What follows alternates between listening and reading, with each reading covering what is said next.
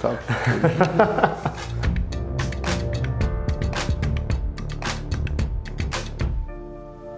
Alors, les montres Le Meur, finalement, c'est une marque qui est assez jeune. Donc, en tant qu'horloger créateur indépendant, je fais des montres depuis maintenant 3 ans ici à Solenzar. Et l'idée, c'est de faire un maximum de création de valeur directement ici. C'est pour ça que je fais toute la conceptualisation de la montre, le dessin technique, le modèle 3D, la conception, jusqu'au prototypage. Et puis ensuite, il y a la peinture des cadrans, la réalisation des gravures, un maximum d'opérations du coup qui sont réalisées directement ici, en petite quantité, pour obtenir vraiment des pièces exclusives et porteuses de sens, personnalisables. Alors j'ai un parcours qui est assez atypique, donc j'étais en bac STI électronique à Montésor. Je suis parti en Suisse pour un bachelor au début en ingénierie micromécanique horlogère. Et puis finalement je me suis réorienté vers un master en restauration d'objets techniques et horlogers.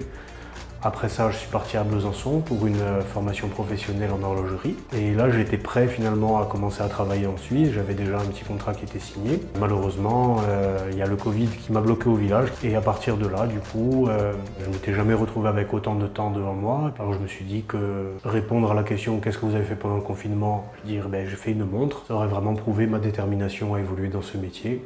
Finalement, de ces montres-ci, j'en ai fabriqué et vendu 80.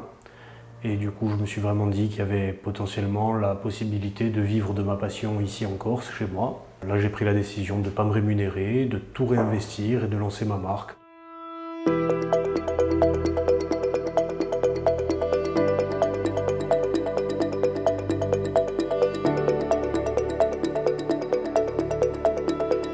Alors, ma création favorite aujourd'hui, c'est vraiment à prime avec le cadran en météorite.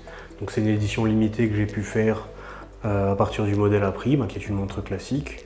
Et là, c'est une édition limitée à seulement 10 exemplaires où le cadran est en fait une vraie tranche de météorite. La météorite, en fait, elle a aussi une dimension un petit peu mystique parce que à l'époque des pharaons, pour avoir du fer à l'état ferreux, il fallait du coup forcément prendre une météorite et la marteler, lui donner la forme qu'on voulait.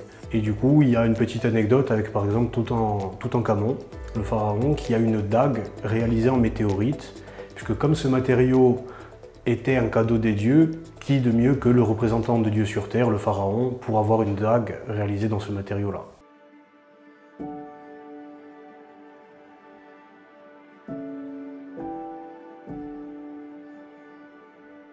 Alors le conseil finalement par rapport à l'expérience que je peux avoir, déjà c'est au niveau de la formation. Il ne faut pas avoir ce complexe insulaire qu'on peut avoir en se disant non ici on est trop petit, là-bas ils ne voudront pas de nous. Moi au début l'horlogerie c'était inatteignable, mais finalement il faut juste croire en soi, se donner les moyens et finalement il faut savoir rebondir, comme par exemple moi le Covid qui m'empêchait d'épouser la carrière que je devais épouser en Suisse. Et finalement aujourd'hui j'en tire que du positif parce que j'ai pu lancer mon activité de création horlogère ici en Corse. Et si on m'avait dit ça il y a 5 ans, j'aurais rigolé et j'aurais dit que c'était impossible. Mais aujourd'hui voilà, on fait des montres de luxe directement au village et je pense que c'est quelque chose qui n'aurait pas été rendu possible si j'avais pas cru un petit peu que c'était possible finalement. Il faut croire en ses rêves, je pense.